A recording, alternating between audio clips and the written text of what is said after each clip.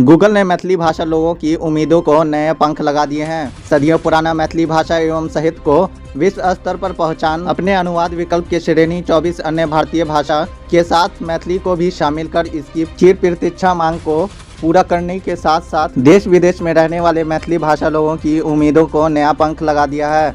शुक्रवार को यह विद्यापति सेवा संस्थान के महासचिव डॉक्टर बैजूनाथ चौधरी बैजू ने व्यक्त किए। उन्होंने इस महत्वपूर्ण उपलब्धि पर हर्ष व्यक्त करते हुए गूगल के सीईओ सुंदर पिचाई सहित गूगल की पूरी टीम के प्रति आभार जताया। मैथिली एकेडमी के पूर्वाध्यक्ष पंकलमकांत झा ने कहा कि यह संपूर्ण मैथिलीवासी एवं मैथिली भाषा के लिए गौरव का विषय है।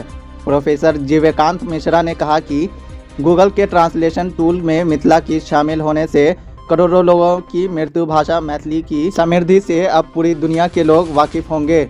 वरिष्ठ साहित्यकार मणिकांत झा ने कहा कि नई तकनीक के माध्यम से मैथिली अब विश्व पटल पर अपनी अमिट पहचान बनाने में सक्षम हो सकेगी। मीडिया संयोजक प्रवीण कुमार झा ने कहा कि गूगल के इस पहल भारत के अन्य भाग व विदेशों में रहने वाले लोगों को अपनी मातृभाषा मैथिली को सही तरीके से जानने बोलने व इसके समुचित व्यवहारों में मदद मिलेगी। लेकिन मैथिली के अथाह शब्द भंडार के मैनेजर अभी इस टूल पर और अधिक काम करने की ज़रूरत होगी।